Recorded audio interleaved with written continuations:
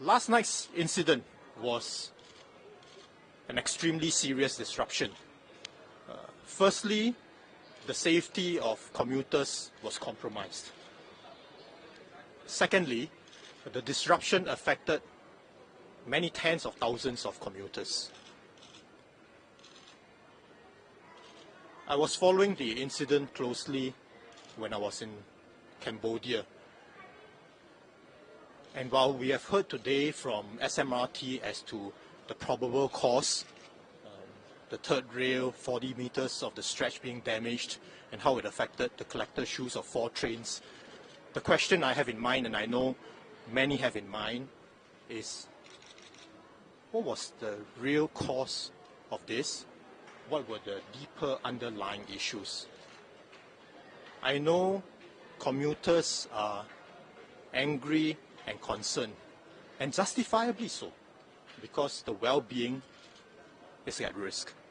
So we need to go down and determine the root cause of this and what it is in the maintenance regime that can be improved, that can be made more robust and comprehensive, so that if this is indeed a preventable incident, how could we do so?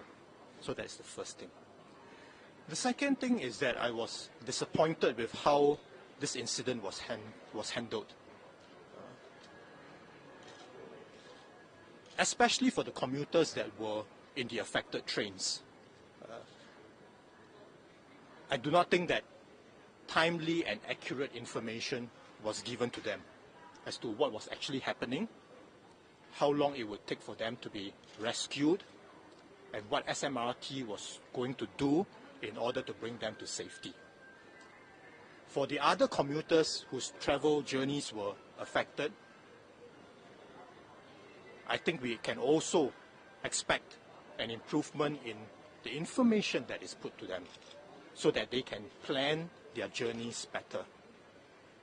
SMRT, I understand in its press conference today, had committed to improve on this area, and I will hold them to it. The third area is actually on recovery. There are SOPs that need to be followed on how you bring passengers in such affected trains to safety, the timelines to be adhered to, as well as other service recovery related issues. I think we need to look at whether the SOPs are sufficiently comprehensive and whether they were adhered to and properly followed. I spoke to Chairman SMRT, Mr. Koh Yong Guan, this afternoon to reiterate the government's concern over the incident and over how the incident was handled. And I told him that the SMRT board and management must make every effort to get to the bottom of this, to improve on their procedures and on how these incidents are managed.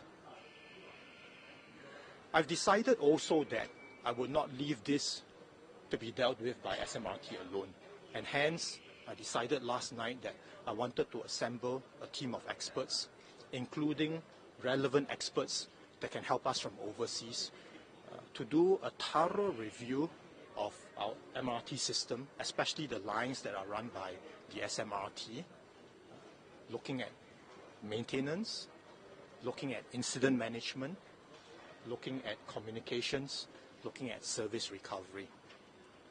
By next week, I hope to be able to assemble this team and have the appropriate terms of reference for them to work on. The most important thing is that we need to restore confidence among commuters in the reliability of the system and that it will be able to function as we expect our MRT system in Singapore to do so. I open the floor for questions.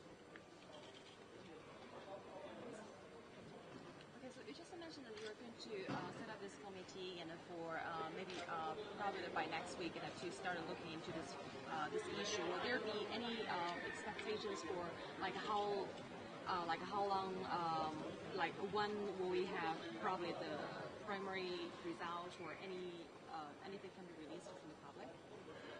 Well, Time frame. I think the most important thing, first of all, is to identify the experts and then firm up the terms of reference. And depending on how extensive the terms of reference is going to be, then we will have a better feel. But I certainly expect that before COS next year, we should at least have some clear indications of the things that I've just talked about. Minister, as you're saying that a lot of public is very unhappy, a lot of people are saying that this is because SMRT hasn't learned its lessons from the past and it hasn't been fined adequately. What are your thoughts on that? I think the most important thing actually is to make sure that for this, we get down to the root cause of the incident and try and see what exactly is happening.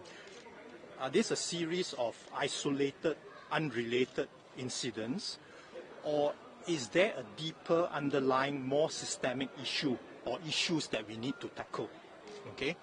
Now, as to what penalties we impose on them, I think that will come later when we are clearer as to what exactly happened in this particular instance.